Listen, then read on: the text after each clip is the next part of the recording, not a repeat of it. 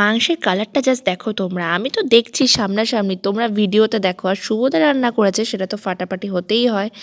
যেহেতু আমরা জল করে এসেছিলাম, তো ওরা তো কন্টিনিউ মাছ ধরেই যাচ্ছিল। প্রচুর চিংড়ি মাছ ধরেছে, আর আমার দিদি কেটে সঙ্গে সঙ্গে সেটাকে ভাজা করে ফেলেছে মশলা টশলা দিয়ে। তো আমি একটু টেস্ট করে নিলাম অল্প করে। আর এখানে কলা পাতায় ভাত আর চিংড়ি মাছ দিয়ে খেলাম, সাথে চিকেনও ছিল। উফ, একটা অন্যরকম ব্যাপার।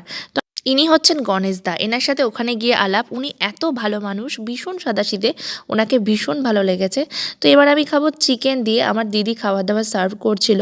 আর ভিডিও কোয়ালিটি একটু অন্ধকার লাগছে, কারণ বাইরে রীতিমতো সন্ধে হয়ে গেছে।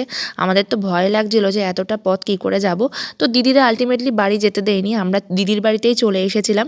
আর এখানে আমার ভাগ্নি দেখো পেন দিয়ে হাতে মেহেন্দি করে দিয়েছে, দুষ্টু বুড়িটা। তো তোমাদের ভিডিওটা কেমন লাগলো অবশ্যই জানিও, আর চ্যানেলটা সাবস্ক্রাইব করে কিন্তু পাশে থাকতে হবে। Tata everyone, love you all.